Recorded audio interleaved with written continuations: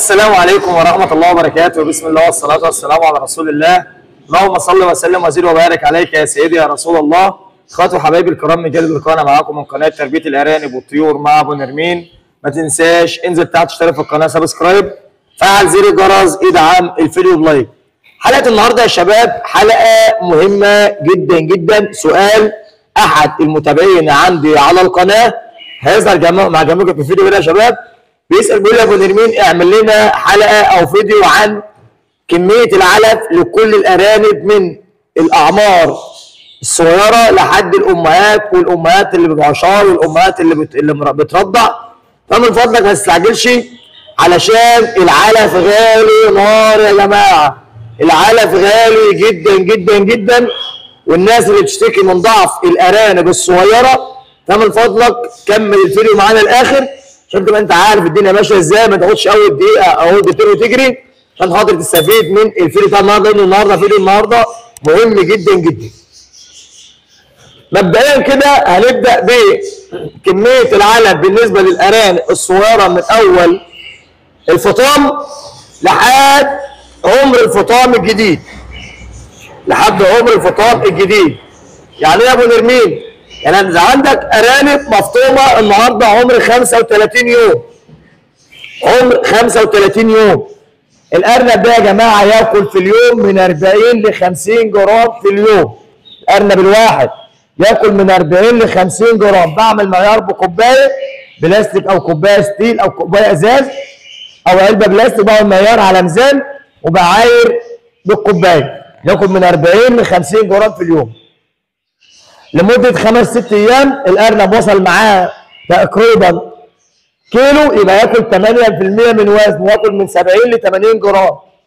الارنب وصل معايا كيلو في اول اسبوع، يبقى ياكل معايا 80 جرام، يعني 8% من وزنه بياكل 80 جرام. طب تعالى بقى بعد كده لمده اسبوع، بعد كده زود الكميه ل 100 جرام. 100 جرام للارنب. يفضل ماشي على 100 جرام لحد ما الارنب يجيب معاك عمر شهرين. عمر ايه؟ شهرين. ما انت 3 اسابيع و35 يوم يبقى كده معاك 100 جرام مقفولين. بعد الشهرين بزود الكميه الى 120 جرام برضو على وجبتين 60 و60. 120 على وجبتين 60 و60. ده مرحله الفطام. مرحله الفطام لحد عمر ال 70 يوم اللي هو عمر البيع. طب لو انا بقى يا جماعه مش هبيع، هربي سلالات، بديله 150 جرام اول شهر. بعد الشهرين على 70 يوم يبقى 90 يوم او 100 يوم اديله 150 جرام. طب انت شغال بعلف سوق وعلف اي كلام، ياكل 200 جرام مقفولين. ياكل 200 جرام مقفولين، 100 جرام الصبح و100 جرام اخر النهار. 200 جرام حلوين قوي بالنسبه للارنب اللي هو عمره معاك 3 شهور 4 شهور، ياكل 200 جرام حلوين. بس تعمل ايه يالا؟ تلقحت ولا ايه؟ هو اتلقح الارانب ده كان شكل كده في وسطهم ويلقحه. ماشي يا شباب؟ ياكل 200 جرام في اليوم كامل على وجبتين 100 و100. يبقى ده بالنسبه للارنب لحد ما يكمل معايا 5 شهور. ياكل الام تاكل 200 جرام سواء كان ذكر او نتاج، ياكل 200 جرام. طب الام وصلت 5 شهور وانا لقحتها وعشرت، تاكل 200 الى 250 جرام، يعني من 200 جرام ل 250 جرام على حسب سحب الارنب معاك في العلف ونوعيه الاكل اللي بتاكله. هل هو علف انت بتكبسه على ايدك عارف ايه اللي فيه، او علف مزرعه مكبوس عارف ايه اللي فيه وعارف علف محترم، او علفه سوقيه. علفه سوقيه بروتين يبقى قليل شويه يا جماعه، يبقى لازم تزود كميه العلف عشان تغطي نسبه البروتين ونقص البروتين عند الارنب. اتفقنا؟ يبقى كده معاك لحد الام ما تعشر تاكل 200 الى 250 جرام، ممكن 220 230 240 250 جرام. تعالى بقى الام ولدت، قشرت، كملت 30 يوم، ولدت، تاكل 300 جرام. 300 جرام على وجبتين 150 و150. انا دايما شغال على وجبتين على طول، سواء كان كبير او صغير شغال على وجبتين. تعالى بقى الام ولدت ورجعت انت لقحتها تاني، رجعت لقحتها تاني تاكل 350 جرام عشار، ووالده بترضع وانت لقحتها تاني تاكل 350 جرام. لو عيالها بدات تاكل معاه ايه؟ يبقى 400 جرام مقفولين في الزياده الى نص كيلو.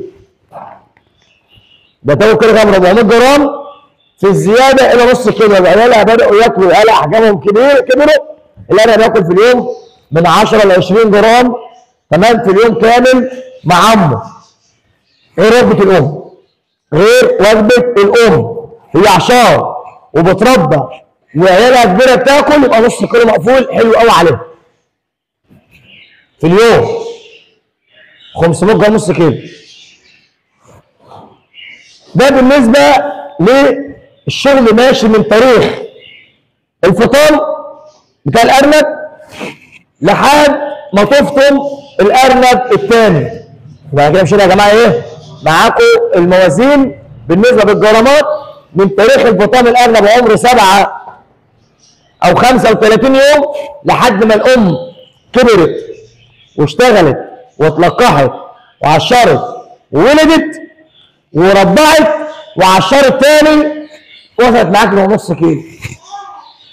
نص كيلو معقول، نص كيلو حلو قوي تمام. مع عود برسيم الام اللي بترضع مثلا، عود برسيم صغير كده تمام. الامهات الكبيره كده عود برسيم كده بيساعد في الرضاعه تمام.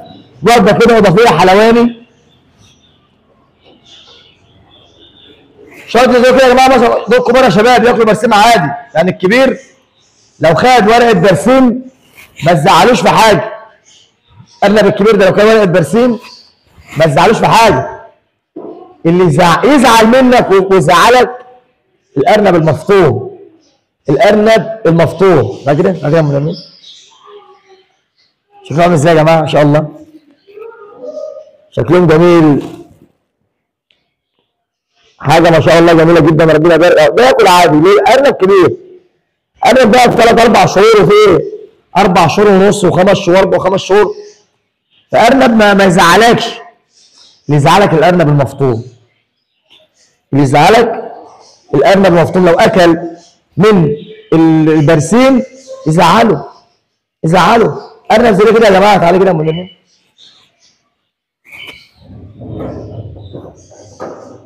صلى على حبيبك النبي ما شاء الله.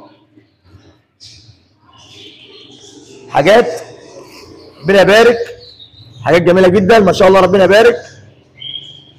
ده شغلنا يا جماعه، ده شغلنا.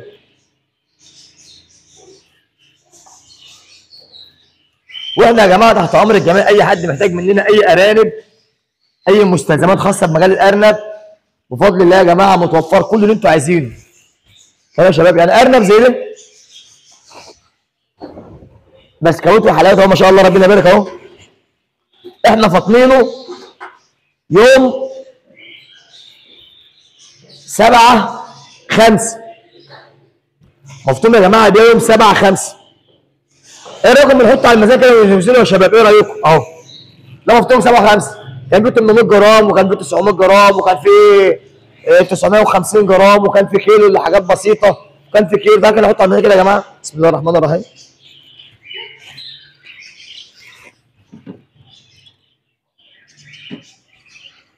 تفتح الميزان كده يا شباب ربنا يبارك. بسم الله الرحمن الرحيم. ده كيلو كام يا جماعه؟ كده على الميزان كيلو 150 جرام. النهارده كام يا جماعه؟ النهارده 13/5. 13/5 يعني ده مفطوم يا شباب بالظبط كده بقاله 5 ايام.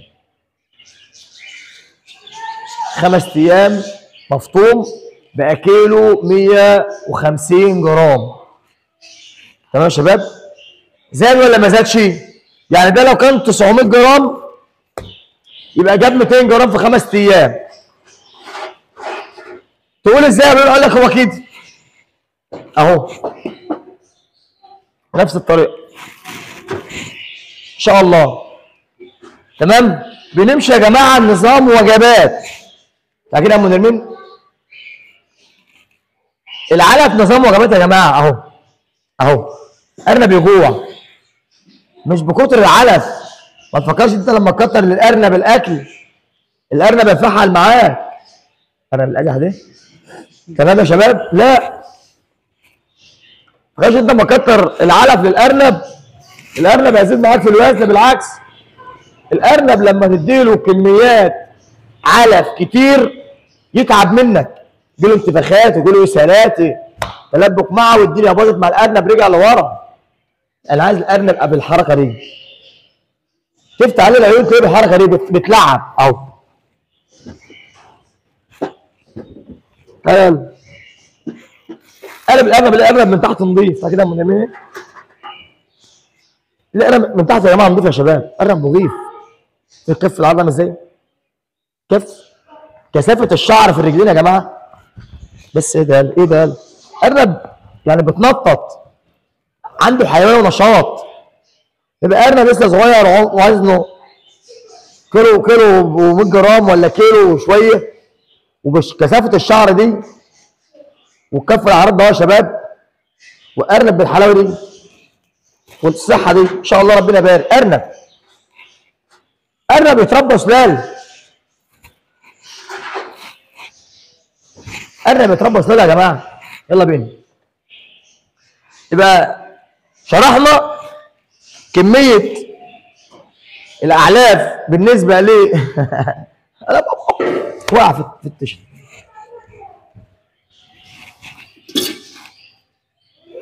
الحمد لله ما زيدش قلب الجاب.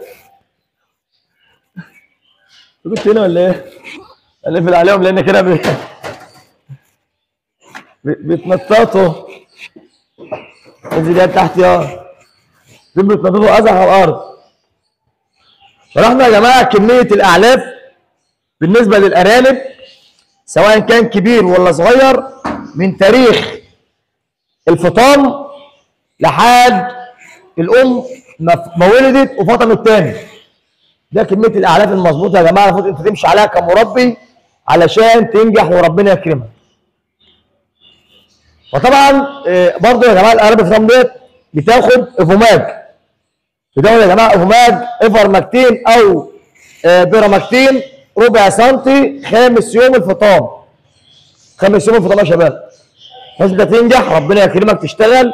وطبعا اي حد محتاج قلب يا جماعه للبيع متوفر. تعالى كده يا ام نرمين. دي يا جماعه حته هاي بلس اهيت بفضل الله عشار للبياع اللي حد عايزها. دي حته برضه يا جماعه ريكس الماني برضه عشار وعشرها باين. ده ذكر سيلفر. ذكر يا جماعه سيلفر شباب ماشي. وذكر اسكندريه. ذكر اسكندريه. ده ذكر دوتش هولندي برضه ملقح شباب برضه اول مره. ده شباب. ده ذكر فلندر. تمام شباب. هنا برضه نتايه سيامي متلقحه يا جماعه. متلقحه يوم 8/5. تمام يا شباب. ودي حته بابيون على اصفر جميله جدا يا شباب ما شاء الله. عين خضراء ان شاء الله جميله جدا اهي.